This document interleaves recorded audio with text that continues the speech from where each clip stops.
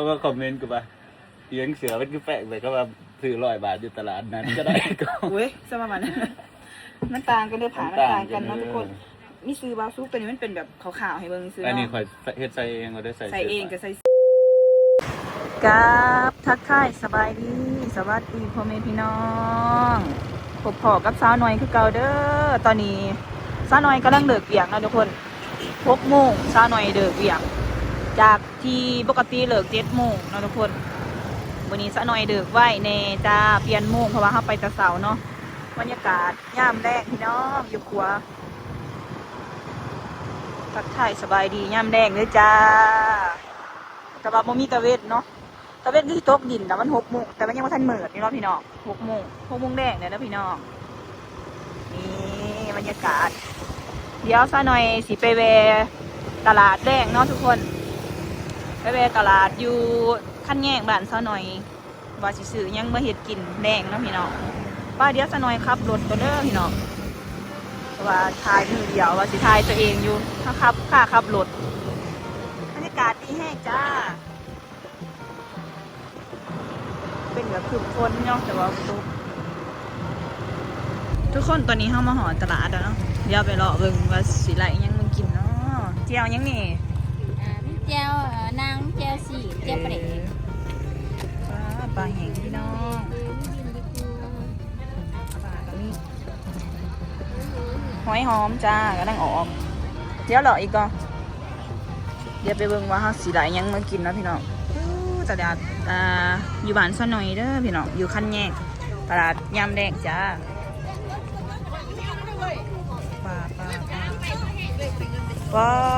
ป่ายังนี่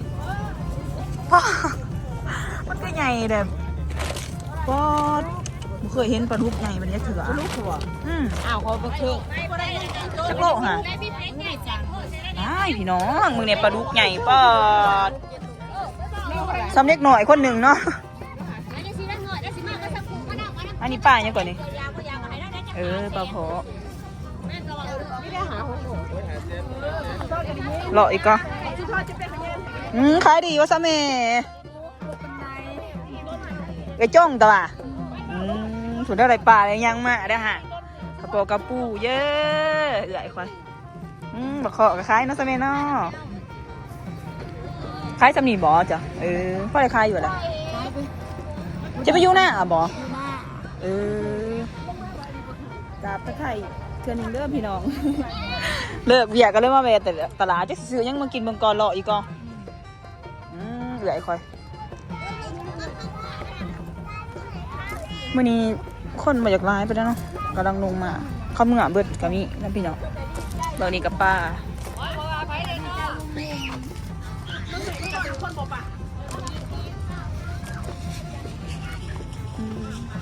พิษป้าจะเป็นงะปลากระเยง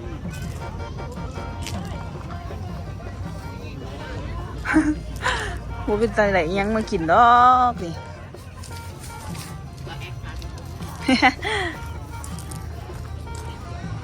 ซื้ออีสังดีป่ะนี่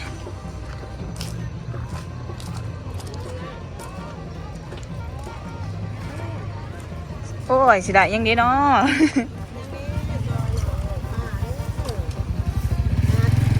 พวกนึงเห็นบ่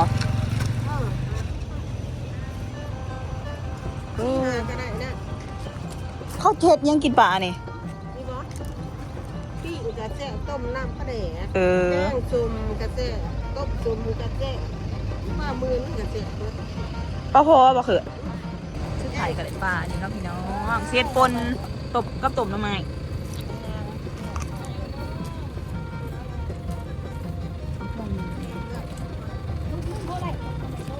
ปลาโพปลามืนเอาพวกนี้กันละเพื่อบอกอีเมลแล้วอะไรกินปนแล้วก็ต้มน้ำมันเอาพวกนึงเลยจะไปคล้ายหน่อไม้ต้มเนาะเดี๋ยวสนอยเอาเงินให้เราก่อนด้วยพี่น้องได้ป้าเราทุกคนปลาโผเอาเมื่อป่นให้อีเมกินกับต้มน้ำมันแต่ว่าอยู่นี่เขาไม่ได้มีขายหรอกไหมแต่ว่าซาหน่อยสื่อได้หมูสาวนี่เขามาหลอกขาย บรรยากาศเนี่ยแม่มื้อนี้ของเต็ดอีกแล้วเยอะเห็นไหมบ้างอ่ะเห็นไหมมึงนึงนี่ เต็ดอีกแล้วมาขายยังโอ้เขาว่าจะขายกุ้งเมื่อไหร่บอกบ่ทันสับในป่าเมื่อปะกลับทุกคนในป่าเห็ดผลปลากินกลับบ้านจ้าบรรยากาศโคตรดีด้วยนี่โคตรงามเลยพี่น้องวิว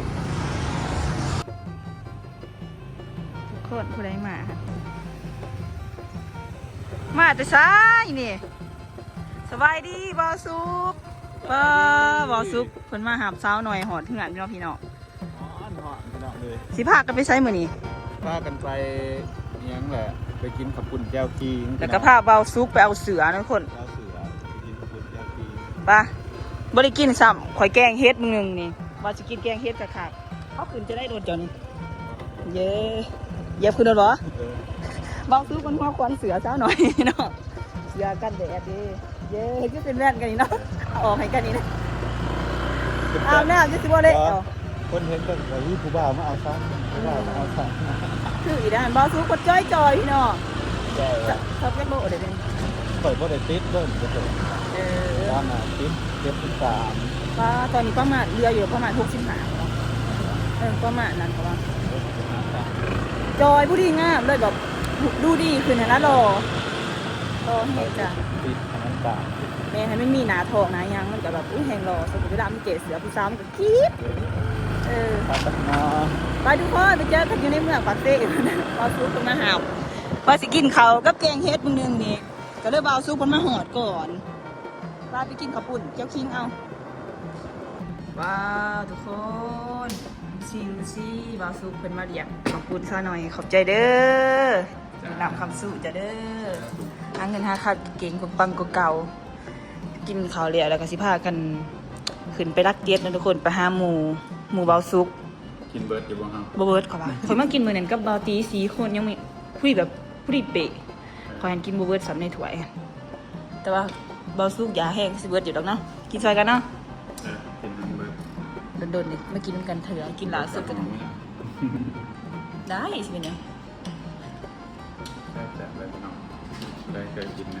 กระปุนเจียวชิม กระปุนซ่าหรอ แม่กระปุนเศร้าหนำปลาตัวเขาเห็ดแบบขันใหม่ๆเด้เขากิน วิธีกินก็คือเขาต้องเอาอันนี้ใส่ก่อนแล้วทุกคนขิงมีปลาพริกแล้วก็เอาน้ำหอนใส่แล้วก็ปรุง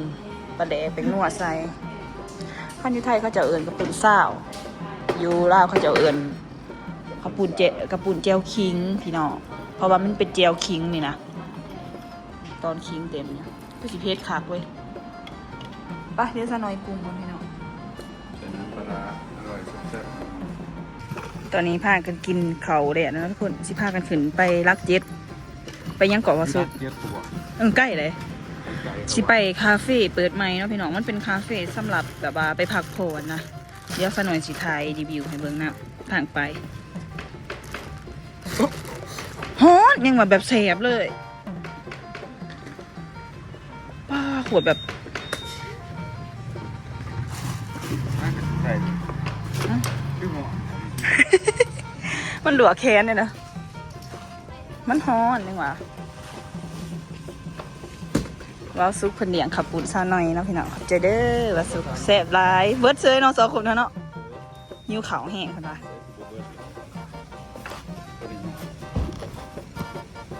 หมวกมันใหญ่แห้งว้าวซุปคนสั่งหมวกมาไหมมันนะมึงถึงมึงนี่ถึกแล้วมันทิ้งนู่นแบบนี้มึงกับปีดมึงนึงนี่นะมันนะอีกอย่างข้างๆลงนะซุปมึงหนึ่งนี่นะมึงหนึ่งได้แล้วเด็ดโอ้ยเจ้านี่ไปหมวกตัวนี้ได้จักปีละ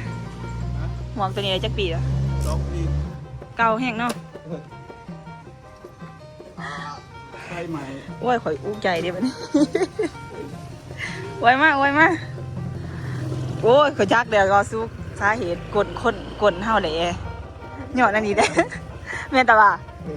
มันหมายกดจะเด้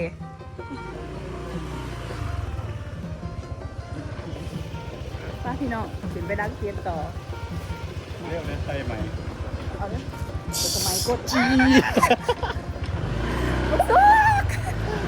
โอ้บอกกันดิ แหล่ไม่ได้หน่อย ยังกดกันนะว้าพี่น้องทุกแถวแค่นี้เลยนางยาวๆป้าเป็นเสมแห้งอลีของยกสูงยกสูงสาเหตุที่คนกดนำเด้อพี่น้อง ใช่ไหมเบิร์ดพี่ดอกเอ้ย ป้ากดเสียบดิ หน่อยมึงนั่งโลกเลือดแตกมึงนั่งชี้เลยบ้า ยำห่อนี่เนาะก็ดีเอามาถอดใครด้วยสีซุกเนาะหนึ่งนี่ นั่งแถวหอนว่าให้เลย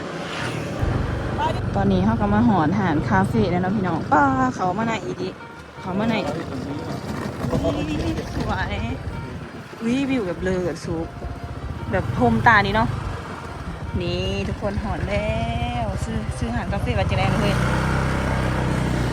เขามาแบบเลิศเหมาะสำหรับถ่ายรูปมากเลยแกซุปงามแล้วพี่น้องแบบวิวดีแฮะ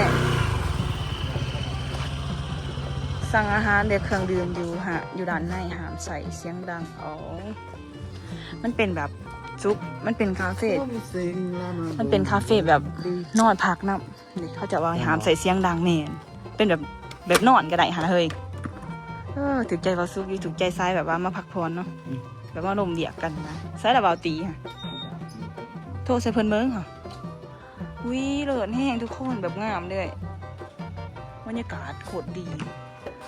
บริแต่งโต๊ะไม่จะถ่ายหูจะได้ถ่ายได้แล้วซุกปะนะมึงสิถ่ายอยู่บ่ นิสัย เดี๋ยวโทรหาเบาตีก่อนพี่น้องโอเคพี่สั่งอยู่พี่เฮ้ยนะพี่ซุกอุ้ยงามแห้งพี่น้องว้าสมัยฮักอะไรเคยมาเลยนี่แต่ว่าเขาจะเปิดดนแล้วแหละแต่ว่าบทันไหนมาจากเถื่อนไม่ไหวในบาซุกคุยถาโอ้เสือไปรีวิวหมดวะ นี่เสือบาซุกคนสั่งเนาะนี่กับเมียนเด้อทุกคนนี่สนใจสั่งเลยเด้อ ใช่ดี ทิปนี้ได้อยู่แหละ ติดใจ เอาตัวนึง ซีนี่ก็ได้ เอาตึกถือ สาวทืด 200,000ต่อถือ โอ้อยากแพงอย่างนี้นะ ต่อท้าย300,000 จะกระไรกำไรอยู่ในเดียวเนาะ ต้นค่าส่งเลย ในแมนแหละ ส่งไปขายส่ง มาซุกเพิ่นมีธุรกิจได้อยังไงจะเป็นยังเนาะหลายแต่ถือเครื่องโค้งเพิ่นคิดเห็นซะหน่อยตะกี้ที่สิได้ไปนั่นไปนี่ซะหอเพิ่นค่อยหอบเครื่องหอบของขนาดแต่กระสือกระเป๋าผ้าไอ้นี่ใส่สำหรับอันนี้เครื่องแบบกิบสอบพวกใส่ทรงใส่สาก ที่อยู่ แต่ถือมาในที่เหมือนอ่ะโอ้ล็อกอยู่วะนี่ ลองได้ไหม ไปโอ้มีเพลงให้ฟังอีกพี่ทั้งนั้นอีกผมเคยมาแล้วคือกันเนาะทุกคน เดี๋ยวอย่าง เนาะเป็นแปลกๆรู้สึกเนาะโมเมนใหญ่เสือใหญ่อันนั้นกระเป๋าโอ้เขามาสั่งคาเฟ่ที่ไหนนี้นะทุกคนไม่จะได้สุถามนำซอสเสียงเขามาว้าวทางไหนสุดต้องคอยเอาคาปูชิโน่เย็น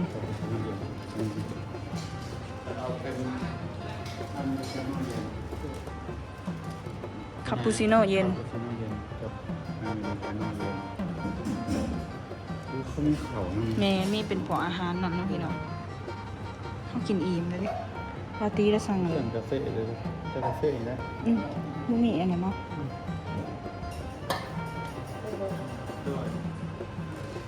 แบบขึ้นมาเถิงนี่ก็สิประมาณนี้นะทุกคนสบายดีบาร์ตี้ขึ้นมาคนเดียวคนนั้นทุกคนมาโดนนะหมอโสดดิบริท้ามาโดนนะมาโสดเด้อ เอาแต่ถามว่าคือมาคนเดียว โอ้เพิ่นโสดโอ้ผู้ใดเบิ่งคลิปนี่ก็จีบเพิ่นนี่เด้อบ่สุกเด้ โสดสม สม ตอนนี้เราสั่งกาแฟนะทุกคนเดี๋ยวถามเขาจะเอามาเสิร์ฟอยู่เดี๋ยวสิบ่สุกปจีเพิ่นเป็นคนมักกินกาแฟเดี๋ยวสิให้เพิ่นบอกรสชาติว่าผ่านหรือบ่ มันได้ตักสินคอมมิตีนมาแต่เฮิงเลยก็สั่งกาแฟดอกเดียวนั่งจมือบักอันนี้ เนาะ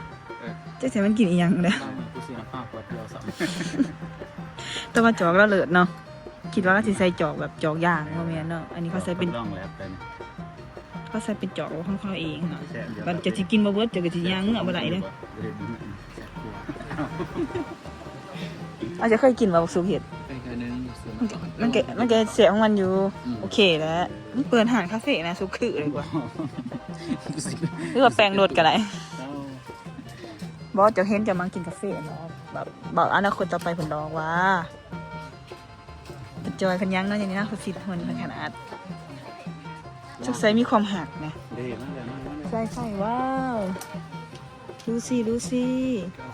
าแฟอู้โฆษณาเป็นตาแซ่บ นาแล้วคือกระเป๋าตีเลยนาเราไปขายกันว้าเฮ้ยเลิศแท้ คาปูชิโน่ คาปูชิโน่เย็นปอจอกเลิศเอาซุกซิมันขอสิทานรสชาติจ้ะนี่ จอกลาจักรลาเห็นไหม 70ปลายพันวะ ว่ามันรวมไป70กว่า เออแต่ว่าต้องข่อยประมาณ40ก็จะเอาให้เบาซื้อคนสปอยไหนอยู่ข่อยจะกินอยู่ข่อยกินหมูเป็นอันนี้ถ้ากินได้ก็ดีเนาะข่อยกินดีพอใจแล้วกินกาแฟบ่ค่อยไหลนี่ ถ้ามีคนกระสั่นเลย ที่ได้บางคนสิแม่ ไม่หน่อยสิเสียมาสิ สิโลสิเนี่ย คือขี้มุกนะ มันเป็นเหมียงนะไหนบ้าง แต่ อุ้ย ขโมยขโมย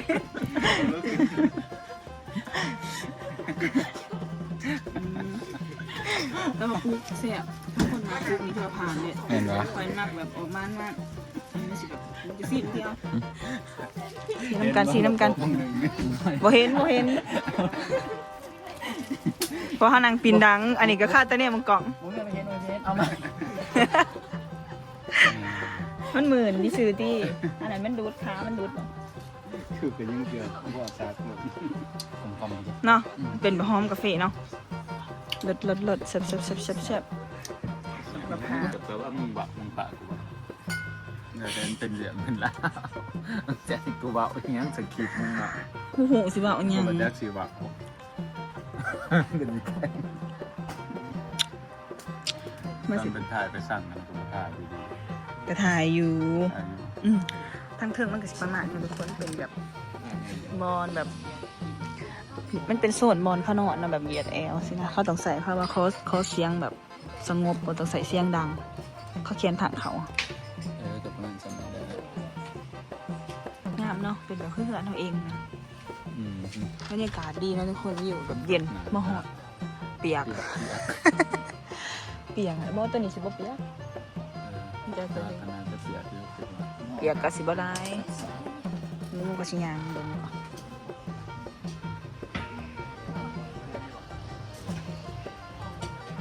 ประมาณนี้เนาะทุกคนเดี๋ยวปัจจิออกเมื่อนี้สิถ่ายหูถ่ายบ่หูสิถ่ายให้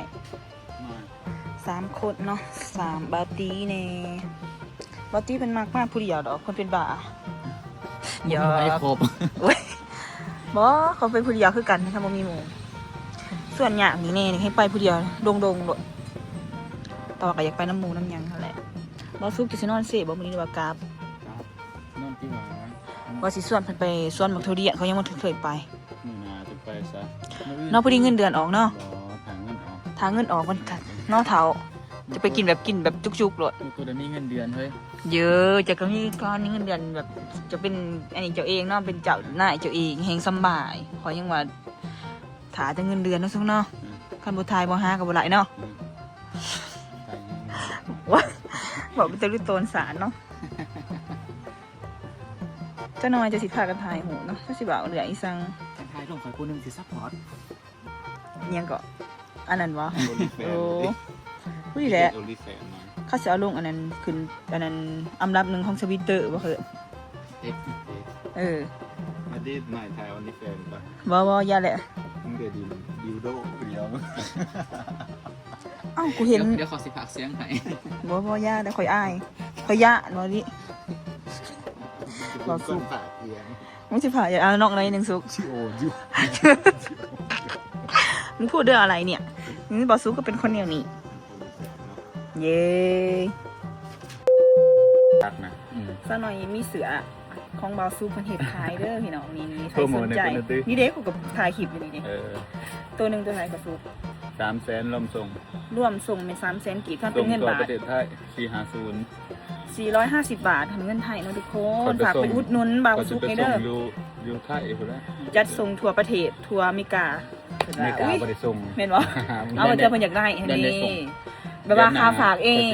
ก็ปิดออเดอร์นี่แหละถ่ายเดือน ทุกคนฝากไปอุดหนุนเราสุดเลย 20-80เขาอยู่เป็นไทย งามดีพี่น้อง ก็ประมาณนั้นแหละ นี่ ไปส่งน้ำหมึกตีด้วยว่าสะถามไปเนาะมึงจะไปไหน ป้าสีนี่ก็ขึ้นเลิศ ฮะเราจะไปส่งเขา มายืมพี่ โอ้มันไป มีสีเหลืองอันนี้เป็นแบบขาวๆเนาะทุกคนมีแขนสั้นแล้วก็แขนยาวเนาะแล้วก็มันมีจักสีก็มี3 ได้เลยเป็น3สีแดงนะ สีแดงแล้วก็สีเหลืองแล้วก็สีฟ้าเนาะทุกคนแล้วพี่สีแดงค่ะมาโปรโมทซอยกันเด็กงามทุกคนมันมีแขนสั้นกับแขนยาวโอ้ยกับกดสิกูเนาะเด้เฮาก็มารีวิวต่อนี่ อันนี้งามอยู่เสือโบเดทอ งามเนาะ งามอยู่ไหนมันก็พอใส่อยู่เนาะใส่ดีเด้ เป็นบอสอันนี้ ก็ว่าคอมเมนต์กูป่ะเลี้ยงเสือเป็นคือแปลกเลยก็ว่าซื้อ100 บาทอยู่ตลาดนั้นก็ได้ก็ อุ้ยสมามันมันต่างกันด้วยผ่ามันต่างกันเนาะทุกคนมีซื้อบาซุกตัวนี้มันเป็นแบบขาวๆให้เบิ่งซื้อ อันนี้ เนาะ คอยเฮ็ดใส่เองเราได้ใส่ ใส่เองกับใส่ซื้อที่จริงค่ะมันใส่แบบทีมงาน อินดี้ อินดี้เนาะทุกคน เปลี่ยนแบบตอนนั้นเคยใส่ทีมงานอินดี้ เป็นมันมีแบบ ระบายความหอม ข้างนอกมันเป็นแบบมันบ่หอมนะมันเย็นมันมีหูนะฝากเลยเด้อพี่น้องไปอุดหนุนบาซุกเด้อซะหน่อยกับจัดไปละตัวนึงแต่ว่าติดหนีไว้ ตัวหนึ่งเนาะบางทีกับผ่อน10 เดือน 10 เดือนผ่อนเอาบ่มีเงินอะไร บอกคนกันเองสิค้าถึงเอาทอทึ่นเอา2แสน บ่แพงนะทุกคน450 บาท เพราะว่าอันนี้คอยเฮ็ดก็สิแพงแน่ขอยรวมทั้งค่าส่งแน่ ก็เด้อเขามาได้ค่าต่างๆเนาะมาได้รวมทั้งค่าฝากเลยพี่น้อง แบบ ก็คือ ขายให้ FC ก็ได้อยู่กำไร3-4-50ก็รวมทั้งหักค่าสอบค่าส่งเด้เป็นคนกันเองกับขายเอาทอทึ่นเอาแบบกันทีม บ่ได้เอากำไรซะเนาะเขาอยากใส่น้ำกันเบงกระชัยแบบซาวางง่ายๆซะเอามันตัวมันเละซะเยอะ เป็นสไตล์ แล้วพี่น้องฝากไปอุดหนุนให้เด้อนี่งามๆใส่สบายพอเห็นแต่เพิ่นถ่ายลงเฟซบ่ทันได้เห็นตัวจริงบัดมาเบิ่งตัวจริงแล้วโคตรงามเลยใส่สบายของซะหน่อยเป็นเบอร์ L เด้อพี่น้องแบบใส่กับสงขาสันนะผู้หญิงเท่านั้นผู้หญิงเบอร์เฮาบ่ต้องเอา เป็น ตัว เป็นดินบุญบังไฟเนาะคือสิครับเขาทีมเลยนะ งามพี่น้องฝากไปอุดหนุนวอซุปนี่ด้วยจ้า สำหรับแบบว่า ใส่เดี๋ยวเป็นสายปาร์ตี้ด้วย ก็ใส่เสียงคอใหญ่ๆเนาะ ความสูงคือบางทีก็สูง165นับ พอดี 55 เนาะ กับพอดีไซส์ L ถ้าบิ๊กก็สั่งเป็นไซส์ M แต่บางคนมาลองไซส์ L ก็แบบพอดีนะ แม่คัน M มันสิพอดีโตโพด แม่มันสิ คัน L นี่มัน แต่ ก็ มั ยั น ง ก็สีอีกแบบนึงมันสีคนละแบบกัน บ่ค่อยมัก L นี่คือมาก คือพอดีก็แบบว่ามักใส่แบบรวม มักรวมๆหลง สมมติว่าเอ็มมันก็สีฮัดนมมันก็สีแซ็กซี่ ก็ได้กันเดี๋ยวแต่คนมากป้าทุกคนคลิปนี้ซะหน่อยก็สิขอละ